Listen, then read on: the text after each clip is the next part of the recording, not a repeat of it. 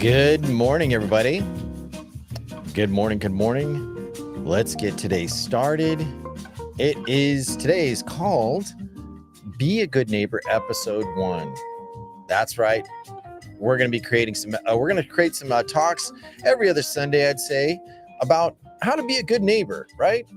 Making our communities better, changing things comes from, let's just say, actions, thoughts, involvement, community. Our communities come better. So that's why I've created this Be a Good Neighbor. Now, on today's episode, we're specifically going to cover a couple of interesting topics. When can you film? Can you film, I was watching a TikTok posted by somebody who was showing that like this one lady was basically being assaulted because she's going to work in a private neighborhood or what seems like a private neighborhood. And so some metaphorical Karens stopped her from like, what are you doing here? We should have the right to know why you're here. And obviously you can tell the lady on the camera had an accent. And what was interesting was she's like, I work here. I don't have to answer your questions. And this couple decided to take it way too far. So we're going to talk about that. Then we're also going to be talking fallenfruit.org. That's right. Fallen Fruit. What is that? Fallen Fruit. Fallen Fruit is basically a website where you can go, where people post on a map where you can figure out like, hey, fruit trees are producing too much. The property owners or whatever just want, hey, come pick a cherry or an apple's falling or some lemons. You can do that. People do that. It's interesting because it poses a lot of question of like, that's somebody's property, but yeah, it's really interesting about that. So I actually have a co-host with me today, Jenny from the block. Good morning, Jenny. How are you doing today? I don't know why I can't hear her. Hold on one second. Let me see if I can fix this. There we go. Let me see if I can fix the audio on this. How are you doing this morning, Jenny? I'm doing great. Can you hear me now? Yeah, I can hear you now. Okay. Yeah, I'm here just drinking some coffee and just planning out to see what I'm going to do today on Sunday. Mm-hmm. So let's get kind of into it. When do you think it's right for people to film, and when do you think it's not right for people to film with their cell phones? Well, you definitely don't want to film other people's. I mean, okay, let's get to the point here. We already know what not to film and what to film. I mean, it's common sense, I would believe. I can hear myself echoing here. Hold on. Is maybe possibly Ralph in the it happens from time to time, but that's okay. No, he's not even around here. Okay, here, let me mute up. Now try. Okay. Okay. It's when both of us are unmiked. Okay. Can you hear me now? Yeah, I can hear you, but I'm going to mute up for right now. Okay. Okay, perfect. Yeah, it's when I guess when we have both it echoes. Okay, so I mean me personally, I would believe it's common sense. You should know um what certain things you're not supposed to film, you know. And I I personally do not film too much, like stuff like out in the street. I mean, you can see my Instagram. It's pretty normal. Like I don't do too much. But I mean, it all depends on what you're filming. I mean, if you're filming like like for instance, when it comes to real estate, I know you hate real estate, Jason, but when it comes to real estate, you're gonna film the home that you're selling, and you're gonna show the backyard, the front yard, all the rooms, and so forth. Definitely, you do not want to show people, of course, when you are selling property. You don't want to show that. You want to just show the property and that's it. When it comes to people, I believe they should be excluded out of stuff like that. So, but like I said, when it comes to filming, I really don't film too much. especially here at my home, my personal life, I keep my personal life personal. If I do film something, it's something short and simple, like outside raining or my grow tower, stuff like that. I really don't put myself out there too much and show my face. So when it comes to filming, um, people have different ways. So, that's really the most I can say right now with that.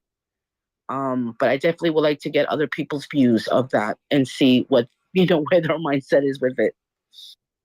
Right. It's really important. So I'm gonna play a clip for you guys in just a minute. But good morning to James, Sarah, and Jay. Welcome to the show. Hey, Sarah. Hey, everybody. I'm recording live on YouTube. So remember, everybody, try to keep it as clean as you possibly can. So how's it going, James? All right. So just real quick, I'm filming live on YouTube and recording live on Breakout. So try to keep your comments as clean as possible. But hey, speak your piece. Good morning, James. Good morning, Sarah. Good morning, Jay. Welcome to the room. And the topic being a good neighbor. So, any of you guys in a brief break before I play this TikTok clip, and I'm going to share it on YouTube. So if you want to see what I'm actually talking about, I'm going to bring this up. So if you want to check it out, this will be available on my YouTube, and I'm going to play a clip of what these people are doing, and you tell me from what you hear what problems you have. But before I do that, James, good morning. Sarah, Jay, any comments before we go into this?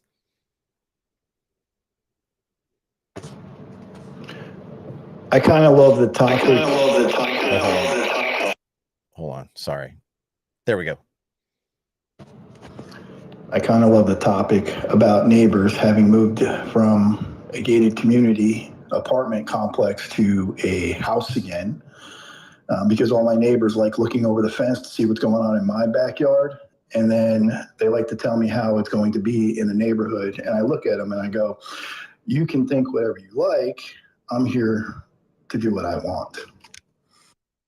Interesting. The right of privacy in your own home, on your property, or in your community. How far does it go? You know what? As a matter of fact, Jason, I can really relate to James with that, because I do have a neighbor, which is crazy, that she has a camera inside her garage facing, of course, the window's right there, and it's facing my porch and my front yard. And of course, the police can't do anything about it, so it's like, what can they do? They say. But it is invading my privacy, because you can see the camera literally aiming to my side, to my front door, just to keep an eye on me or what I do in my front porch, which to me is ridiculous. I have cameras around my house, but it's aiming the street, people entering into my neighborhood, coming into my front door, but it's not aiming directly into someone's home like she does. And to me, that's not right. So I definitely can relate with James about, yeah, you're invading my privacy when you do that. I use my cameras for just protecting me and what goes on, and I want to be alert of what goes on in my neighborhood, but I'm not doing what you're doing. So yeah, that is a difference.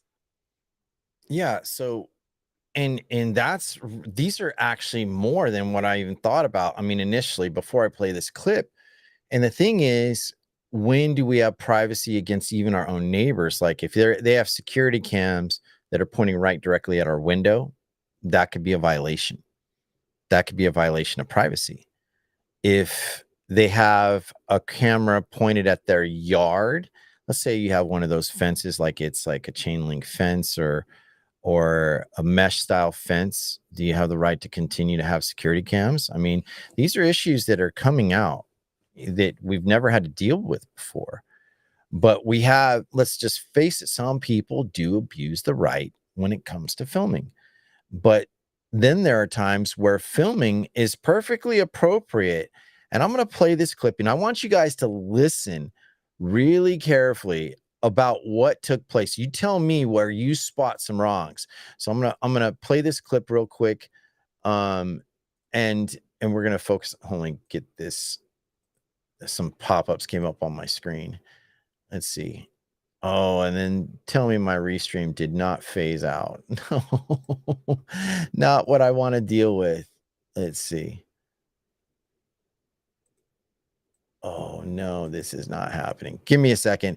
But anyways, let's go on to talk more about this. Oh no, it didn't stop filming. There was just another tab. Okay, now I can play it.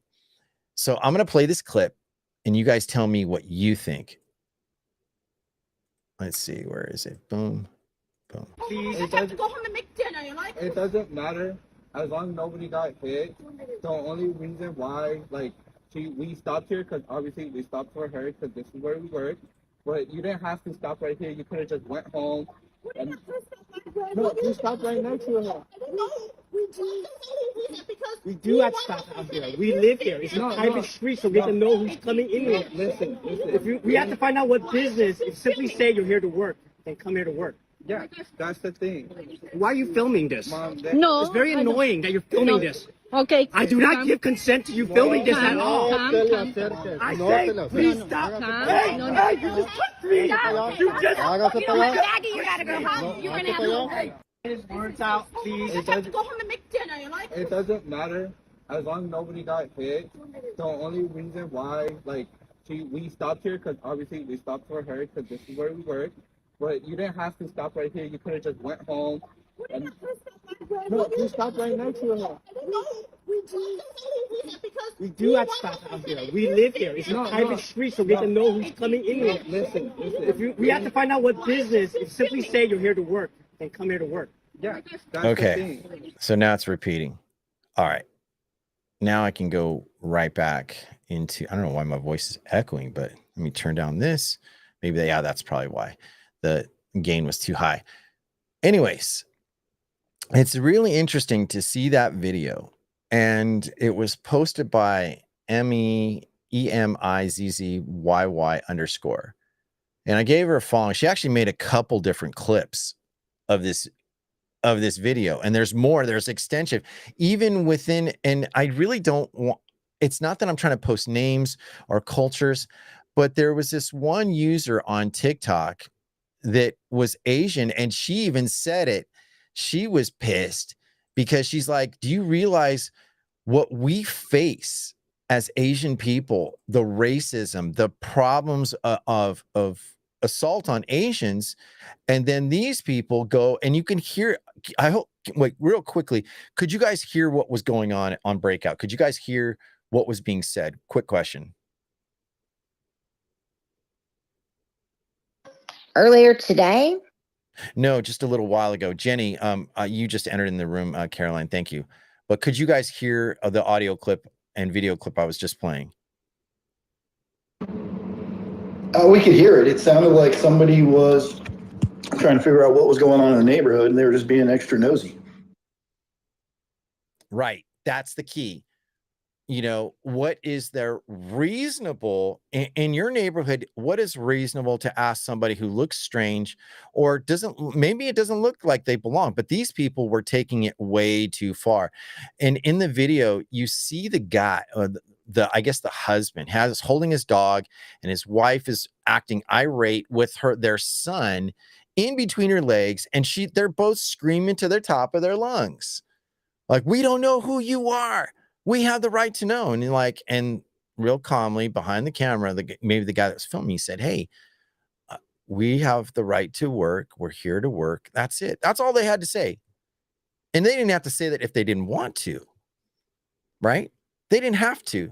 It's like, I don't have to answer your questions. You're not a police officer. And even if you were, I don't have to answer questions. And we don't even know if it was a gated community. I don't even know that, but I just added that in there. Like, because some people in certain neighborhoods I've been to, gated neighborhoods, when I'm doing even my work, going to talk to a client or two, or even someone who has their business out of a property, and you have to go through a security gate and you have to register, like, who are you? Put a visitor tag on your, they have a right to protect their neighborhood if they want, but to what length? And then what the video poses, what it's really saying, the more interesting things, I think, is what's actually taking place. Who gets hurt out of this? Because see, like these people who are, let's just say they're really being immature, in my opinion. They're being really immature, and it's a lapse in their judgment. But should they lose? What if they lose their jobs? What if they lose their standing also in the community for one lapse? How far does it go? I mean, the lady that was filming it, according to the original video, and I saw in the comments, it basically said she was asked to leave, which in the video, the homeowner, this one blonde-haired lady, she says, "Hey, can you just please go?" And then allegedly in the caption of the video, it says like she was fired or she was let go of her job. What about their livelihood? Look, I'm Latino. And is it too far? Like you're looking at a lady, she may not look like she's threatening, but they clearly say, "Hey, we're here to do a job. We're here to do something, and we don't want no problems." Think about all the workers that go into these homes, house cleaners, lawn guys, repairmen. It shows a prejudice. And what's more interesting, I'm going to play another clip of another creator. Her name's Emily, and she even says, like, this is a flipping embarrassment. So when do we put a stop to that? But then again, where should we be filming? When should we be filming? Like someone said in my TikTok responses, you can go to 72 the Architect. And what it says, people made comments that, we need to fight against the government. We need to do this. But I'm like, this is the powers of the people, and these companies like TikTok and Instagram, they can censor you. They can if they want to. But see, this is the greatest tool. As the governments and institutions over us, where do we relate to the rules? Do we understand the rules? And are these people taking it way too far? So before I play the clip, to everyone in the room, do you feel, from those who heard, do you feel the couple that you could hear raising their voices, and including the guy he went calm, and then all of a sudden he starts screaming, "He touched me! He touched me!" Like, what the hell's that? In common sense, to me, that's a bunch of BS. If you don't mind me saying. But what do you guys think? That's a male Karen right there. Right. And why do we call it a Karen? Because they just want the attention. Yeah, but does anyone ever think about where the Karen term came up from? I kind of wonder. Somebody privileged. Yeah. Well, I'm going to mute up while a few of you give responses so I can hear it clearly. Go ahead and say that again, Caroline. I didn't quite hear you.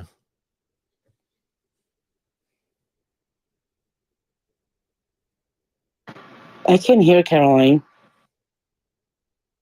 You can't hear her? I can't hear her either. Maybe she's in a bad signal. I'm not really sure. Yeah. Can you hear me Caroline, now? okay, I can hear you now. Oh, sorry about that. The alarm was going off on my phone. I think it came from people calling other people that if they think that they're privileged and better than others, is my guess. Let me look it up. Where did the term Karen come from? Or was it That first? makes sense. But how did the actual Karen start? Who decided to make the Karens a Karen? Well, Izzy, I got the answer for that. What exactly is a Karen, and where did the meme come from? On July 31st, 2020, the entire exchange was filmed and uploaded in social media, and Mrs. Cooper was from a known Central Park Karen. Where's the history? Karen entered the English language from a Danish, well, I don't care about the name, since medieval times, but what is the Karen meaning of slang? Karen is a pejorative term used as slang as a middle-class white woman who is perceived as entitled or demanding beyond the scope of what is normal. The term is often portrayed in memes depicting middle-class white women who use their white class privilege to demand their own way. right? So this is actually a prejudicial term, and people referring to, like even I referred to the couple in question on my video. They're being Karens, but I'm not thinking they're white. I'm just thinking they're getting out of hand, right? So now I'm going to play the clip from this lady named Emily, and she literally shares. So I'm going to share that here in just a second here. Let me see if I can boost up the sound so we can all hear it.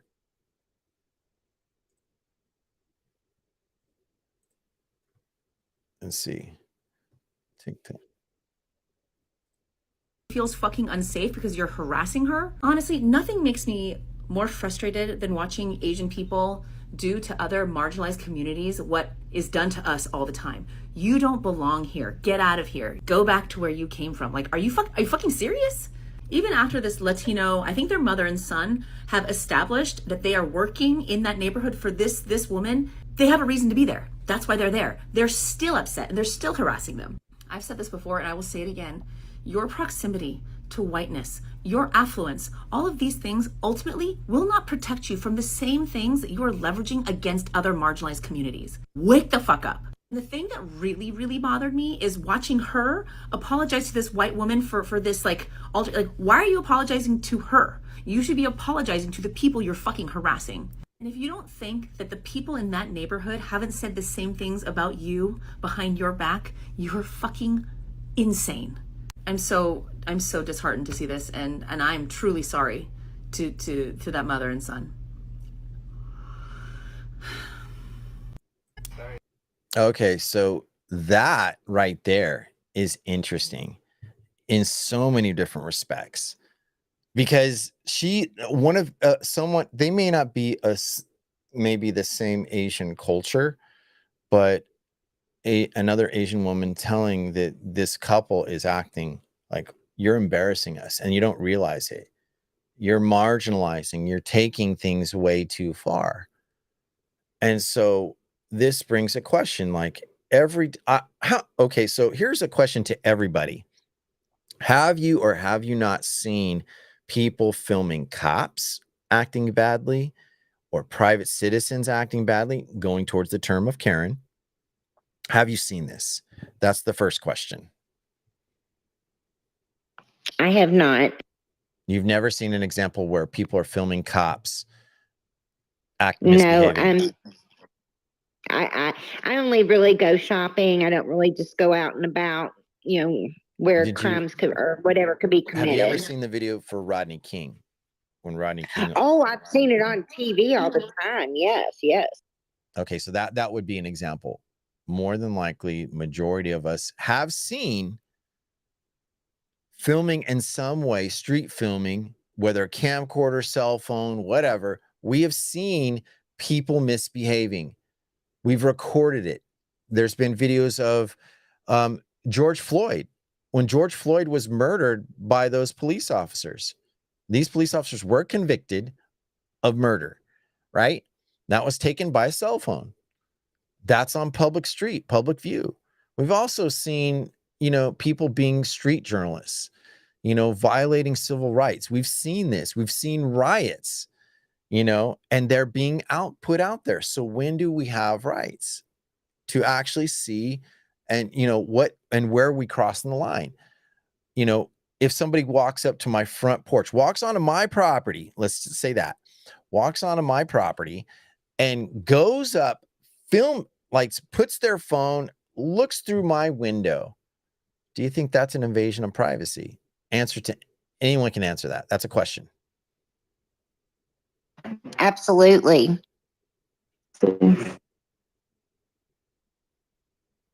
Okay.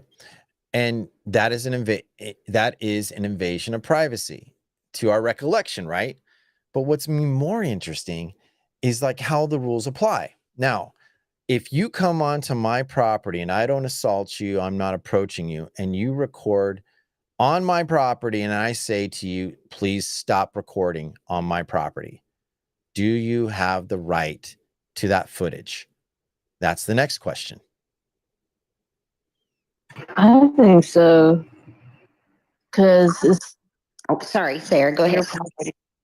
I was just gonna say real quick, like they're on your property, so I mean, you're basically the star of their video, and they're on your area, so I mean, you have every right to that video, regardless on how, just telling them like stop recording, stop and delete the video and all that stuff. And if they don't, then that's a problem.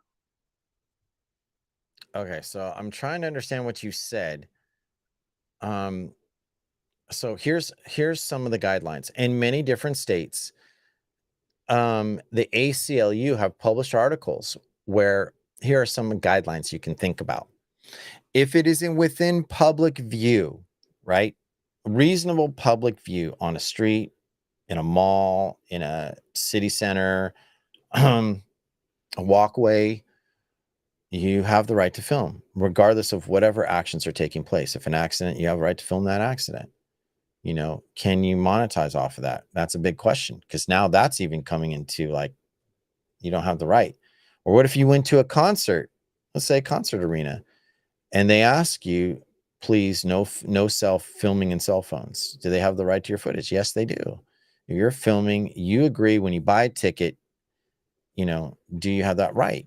And what's interesting is they can request and they can come after you for damage. If you go and publish that footage, like say a concert, say like you're going to go see, I don't know, Bruce Springsteen, and he requests like in a private setting, like no filming in cell phones, and someone comes up and asks you to leave, they have the right to kick you out, but do they have the right to that footage? Can they confiscate your phone?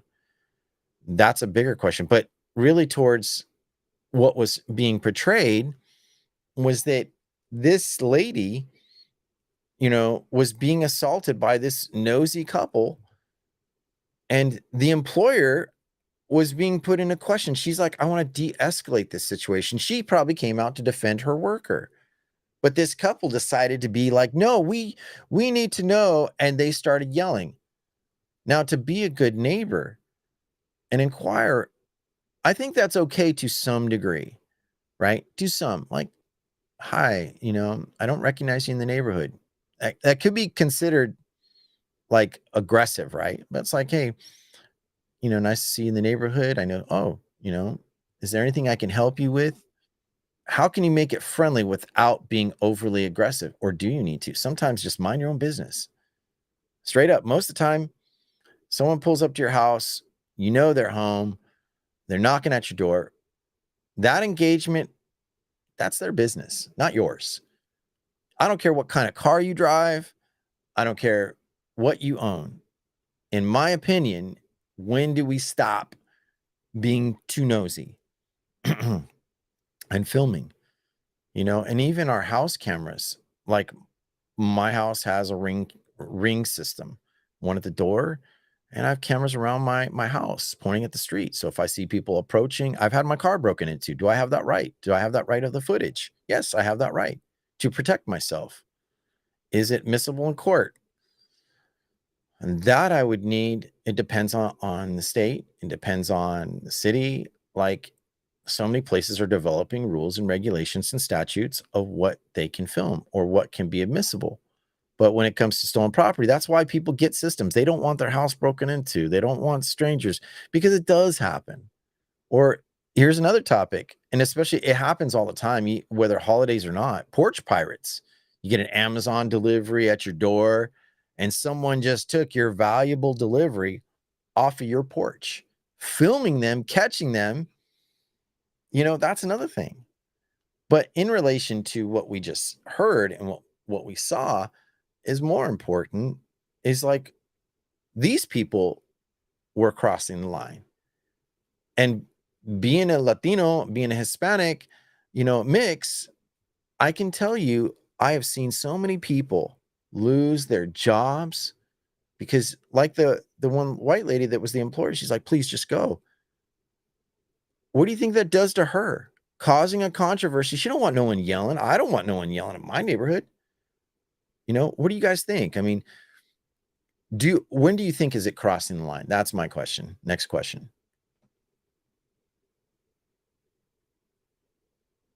Anyone care to answer? Let's see what the comments say. Oh, James Porch Pirates, 100%. Okay, moving forward. I think it's crossing. Hey, I only have one comment about the Porch Pirates because I was spoiled in that gated community because somebody would collect all the packages. I got to laugh because I'm on the end of a cul-de-sac and my neighbors all have cameras pointed at the one way down the street, not any other direction because there's a path through the woods up to our cul-de-sac. And I got to laugh because I was talking to one of my neighbors who was complaining about the Porch Pirates. And he says, yeah, we never catch them on camera. I go, yeah, because you're not checking all the angles at which they can come to your property. And he looked at me like, oh, you're a genius and a smartass at the same time. All right. And so now I got all my neighbors putting up cameras in the opposite direction so they can see them coming from all angles because I did it the day I moved in. now Jenny was in here earlier and she was telling me in another in her lounge, like her neighbor has a camera pointed right directly at her window. Do you guys think that is violating? Definite violation because you're basically spying on your neighbor. I get it. You can do it from your property, but how are you going to feel comfortable? I've already had two neighbors comment how they see me walking around the house, even though I have blinds. They see me walking around the house naked because I'm very comfortable in my own skin. So I have no problem walking around naked. But then I'm thinking, like, why are you checking at my house and why are you so concerned that I don't wear clothes on my own property? Exactly.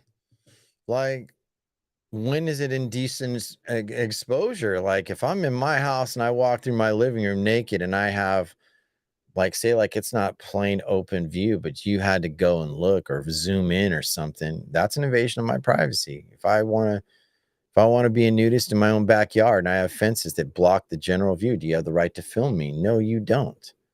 You do not have the right to film. Can you call the cops for indecent exposure? And the cops say, hey, I don't have to answer your questions. You know, I have a general fence. It's 6 feet and above. But if a neighbor is sticking their damn cell phone over my fence or above the fence line, filming me, that's an invasion of privacy. I have the right to be, I mean, there are 2-story homes and you can't ignore that factor. You can't ignore like certain things like that, you know? So it's on your own cognizance. And we can't really say it's common sense because to me, what is considered common sense is what many would understand as innate. It would say that basically your ability, you know, to understand the situation of normalcy and decency. But now we're facing times where people are ignoring all that. They just whip out their camera in every single situation, no matter what it is. But what's so interesting, and I've talked a long time about this, I still got to go into falling fruit. Excuse me. But what's interesting is that it's getting out of hand in some instances. Like, and people think it's admissible, like you can sue, because sometimes there's footage that is skewed. Like they just started filming or they cut out, they edited out the other parts leading into the situation. What if you're the aggressor? You as the filmer is being aggressive. Like there was some protests in Long Beach, California on street vendors. And what was so interesting about that was these protesters, these civil rights, they were showing one clip where they were trying to show this guy got arrested supposedly for no reason, but it wasn't for no reason. The guy smacked the cop car. You know, do they have the right to assault a vehicle or officer? That's a legal question I cannot answer. But does the cop have the right to detain you? What if you are being a violent citizen who does not have control of your actions, emotions, or expressions? You pose a danger to society. Cops they'll take that in consideration. They may detain you, you know, take you in, then release you, causing you an inconvenience. That can happen. That's very possible. But what concerns me is like What if cops are just doing their duty and you're getting in the way, right? You're getting in the way as a filmer from them administering justice, like investigating, compromising. That can be a break. So here's what's interesting is you look at the Fourth Amendment, right? The Fourth Amendment basically says you have the right to secure your person effects within your own home without unjust search and seizures. And some people will say, well, filming is a part of my First Amendment rights. It is. It is a part of your First Amendment rights. And even that's being argued in court. But it's like, where does it cross the line? You know, if you're obstructing justice, you know, and in this case of this private neighborhood, we don't know all the circumstances. We don't know if it was a public street. I've seen people just like, who the hell are you? You don't belong here. I've had that happen to me. And almost getting assaulted for it. No one should have to go through that. So I think it's very important that we look about the responsibility of filming and recording. You know, I think that's a big deal. Any comments from anyone else before I move on to Fallen Fruit, the next part? All right. Moving on next. Fallen Fruit. I was talking to Julie Locum in it, and we were talking about some things interesting. I love fruit. And I told her, I said, you know, we have a lemon tree, and sometimes we go and we share like our lemons to neighbors. Some senior citizens on my in my area that's like, hey, why not share? It's from my backyard. I know these people. I've walked and I've talked to some of my neighbors. And we've just given them like, hey, we have, like in my property, we have like an apricot tree, which we didn't produce any fruit this year. We have a peach tree, an apple tree. We used to have an almond tree and that was cut down. But now we just have a lemon tree that produces, I think it's like every 3 months or 2 months, something like that, you know, lemons. And instead of like throwing them away, I'd rather share them. You know, lemons are a great anti-inflammatory citrus that you can put in water. You can add it to food. You can do so many things with lemons.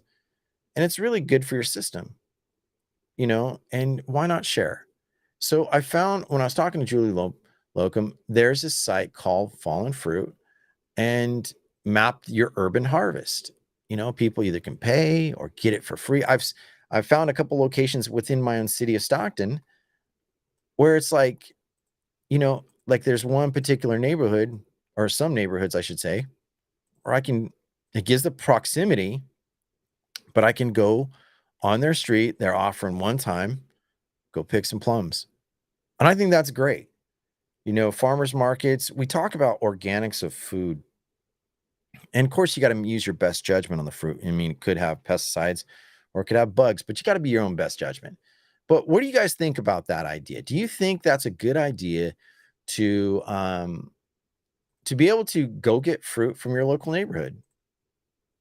Just out of quick, who cares to answer that? Maybe I will. I think it's a good idea. If you agree to do that, because you know, the tree produces the fruit, and rather than letting it go to waste, you're offering it to others. I think that you should be held not responsible if there was something wrong, and somebody might say, well, I got this from this house and I got sick or whatever, you know, because they didn't tell me they used a pesticide or something like that. I think as long as you wouldn't be held liable for if it made anybody sick, I think it's a good idea. The liability thing is a funny curiosity because I never noticed it before. Common knowledge, you're walking into an axe throwing range, you're signing your life away. You go to a gun range, you sign your life away. The fruit stands now make you sign non-liability forms before you can purchase anything in the state of New Jersey, because we're a very litigious state. Everybody likes to sue everybody here. right. There's these legalities that people got to be careful from. But what I find interesting now, Fallen Fruit has an IG. It's Falling Fruit, all one word. You can find it on Instagram. They have pictures of communities, people, you know, getting apples, dandelion. Like there's all these remedies That's what it really comes to, or even flowers, remedies that can treat our ailments. And it's like it could be the difference between you taking a pill and feeling better, from natural things that come from the ground. But it's just like, to what responsibility? Now, there is what's called the assumption of the risk. That means you assume the risk. Do you have to always sign a liability? Sometimes yes, other times no. So, but I think it's very important, to be a part of this show. Being a good neighbor means how we're involved within our communities. You can't just go and buy a house in a good neighborhood and think that you're safe. I think it's the wise thing to get out of your house, go for walks, go for morning, maybe evening walks. If you can walk in your neighborhood in the dusk hours or even evening without any problems, you made a good investment for a home, in my opinion. And getting to know neighbors casually, doesn't mean intimately, but casually, can be a great asset. You never know your opportunities. Do you guys feel like it's important to get to know your neighbors? That's my next question. Absolutely. Anyone else? Anyone else?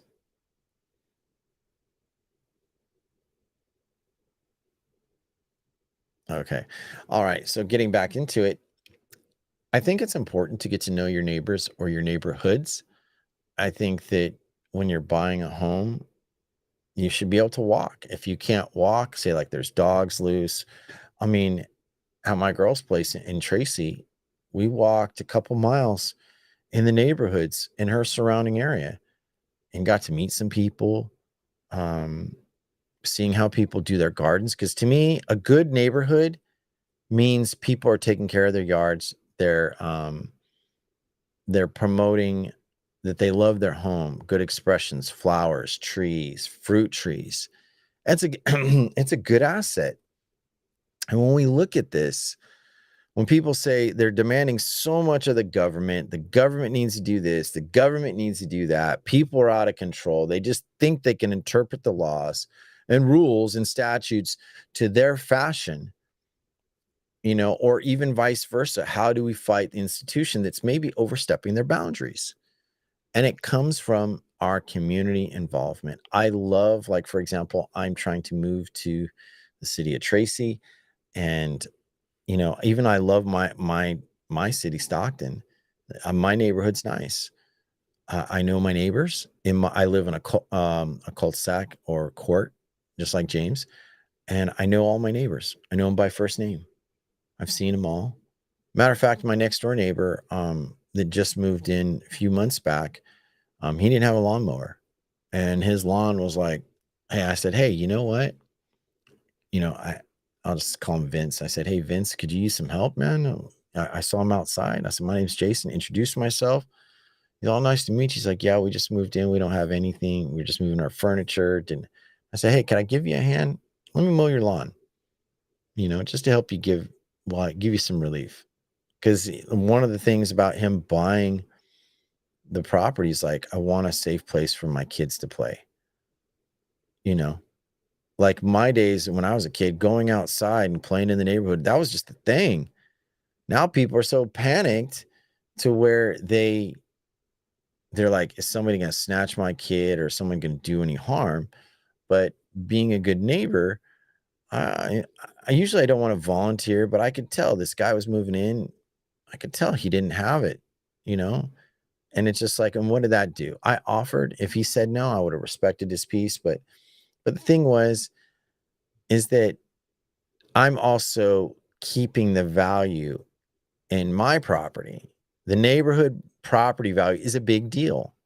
You don't want it to go down with someone who doesn't care to take care of their property. You can't tell them what to do, but if you're neighborly, just like nice, like, hey, can I help you out? Maybe this time. Some people have the ability. I'm a big fan of SB Mowing on YouTube, and this guy goes into yards and some people are senior citizens. They can't mow their lawns. They can't do nothing. They got fruit trees that are overgrown. They got they have limited ability. So what does it do? It creates a harmony, in my opinion.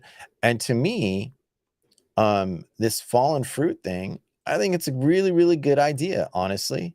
I think it adds so much character for we as people. And when we do this, we create harmony in our cities and then our state. It grows. When people do good things for their properties and their neighborhoods, and you can walk, you know what? You're not complaining about, are the cops going to show up? Or is the government going to do something about this? You got to take ownership in your community. You got to be involved. You can't just it's like, do you buy a house to be locked up like a jail cell? Never to go out, never to enjoy anything, and expect just because you bought it in a beautiful house that it's all going to stay pristine and good. In my opinion, no, you got to take some involvement. So any thoughts on that? Anyone?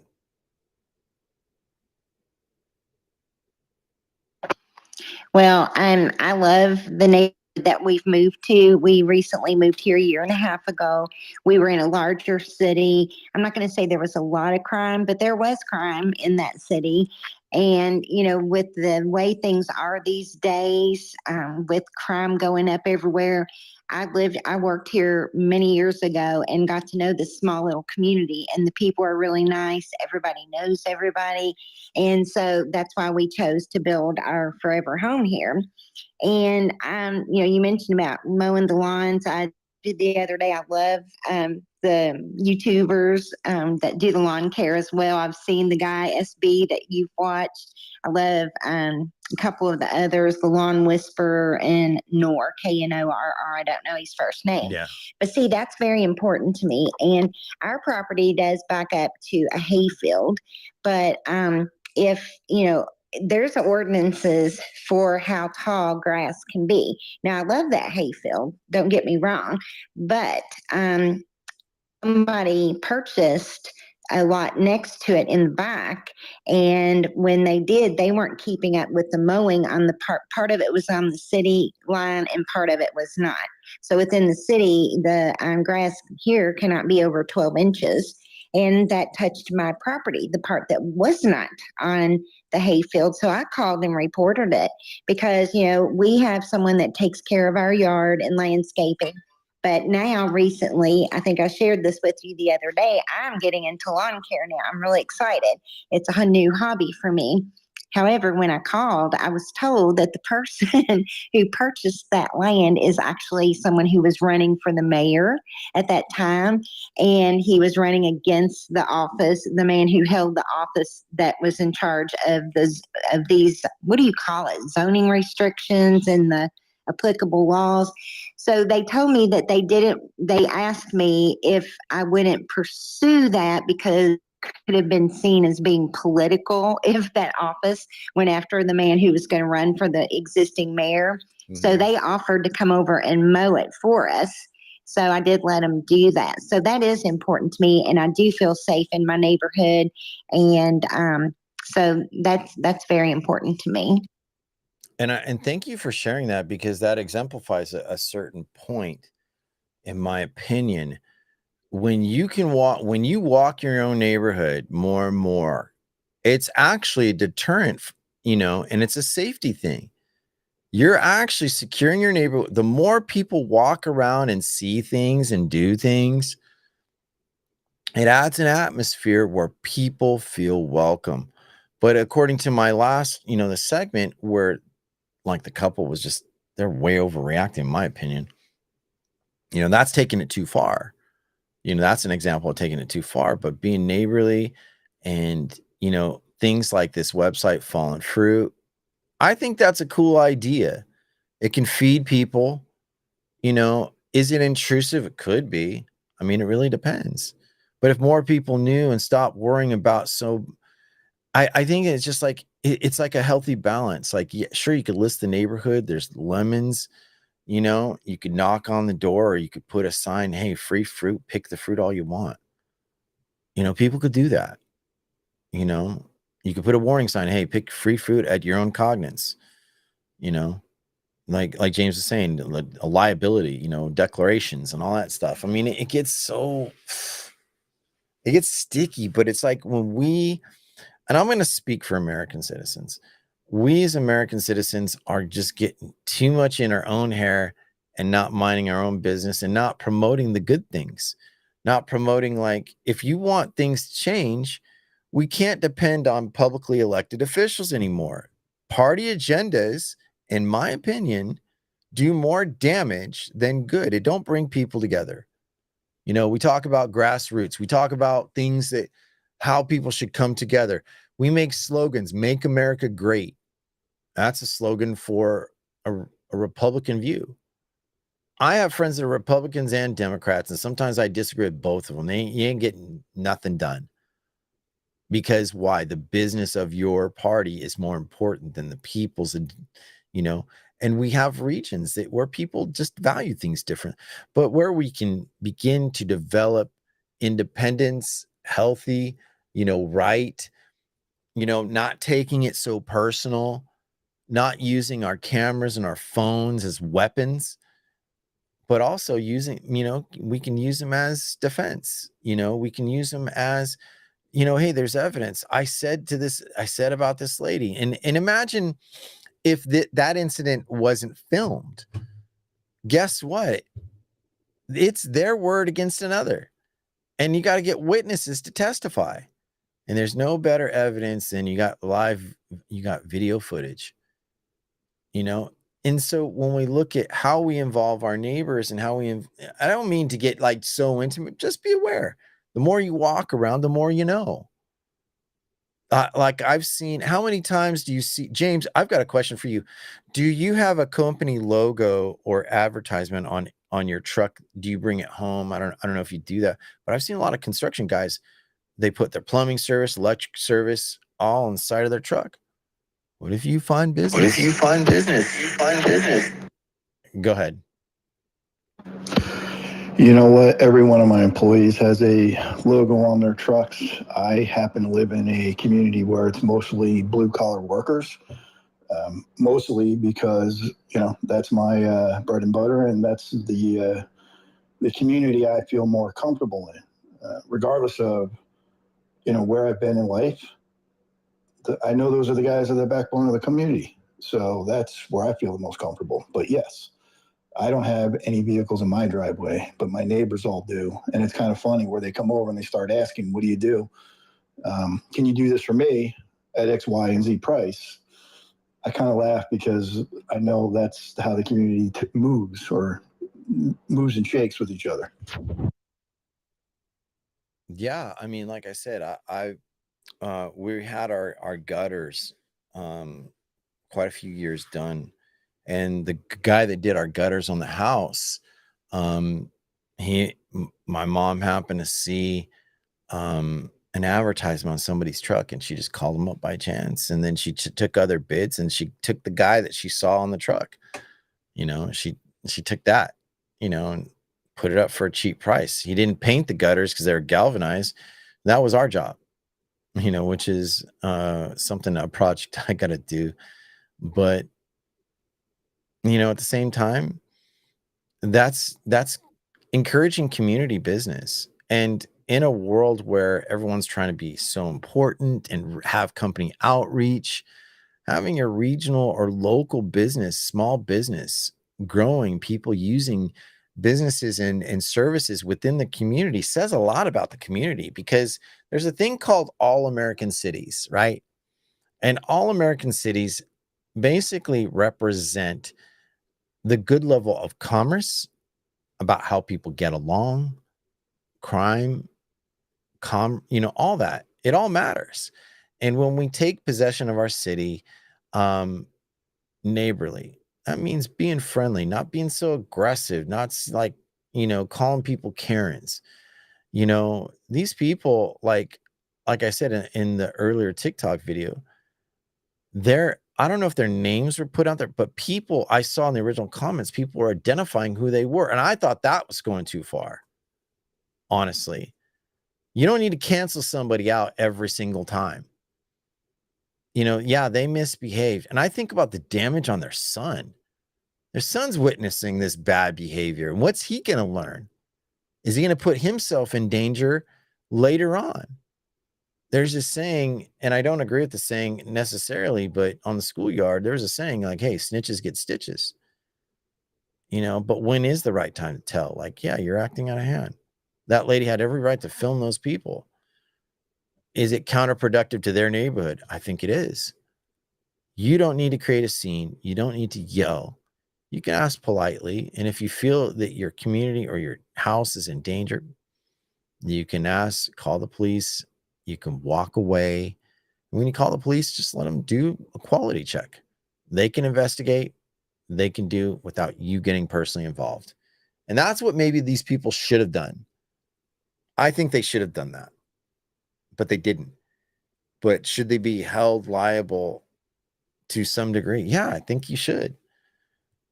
That you don't realize a lot of these, being, like I said, Latino, Hispanic, whatever, a part of the community, when I see people hard work doing cleaning, cooking, lawns, whatever, doing service, they're out there hustling. Doesn't matter whether they're legal or not. They're out there hustling. They're making it easy for you. They're being of service to you. And what if that couple would have taken consideration? Well, maybe since the lady had a kid, maybe she's not a good housewife or a wife that cleans. What if she could have hired that lady that was filming her to help her without her house? You ever think about that? Create relief where you could have it. So I think that's really the thing. And I'm going to bring this episode now to a close. I've been on air for an hour. I want to thank you all for being a part of my show today, but I'm going to come back in 2 weeks from today. I will create another episode on Be a Good Neighbor. We're going to divulge in some issue. I'm still working it out. And then tomorrow morning live on Breakout and Clubhouse, I'll be doing The Big Idea with Julie Locum and Dragon. And that will be about how we network and stuff. It's July 3rd. I hope you all have a great weekend. For some of you who don't have to work, enjoy your extra day off. 4th of July is coming. Be safe out there. Thanks, guys. Any final comments before I close out? Great room. But you say you're only going to be back on the 2 Mondays for the networking show, and then start the daily show after that? That's a great question. So my new podcast, I'm trying to launch it right now. I'm trying to get the website done. I need people to land. I need emails. So to let people know, grow my fan base, grow my subscriber list, because I am going to be moving my material to paid material. So I am telling people I will give things out for free, some episodes, but when I get special speakers, guests, I'm going to monetize and to pay people for their time and myself. I'm not going to just give things for free just because you can. There's a plethora of that. But some episodes on My Stoic Circus, that's the name of mystoiccircus.com. That's going to be the name. My Stoic Circus is the podcast and YouTube. So Rise and Grind I stopped recording last Friday. My last Rise and Grind was Friday. I'm not going back to that name anymore. It served its purpose.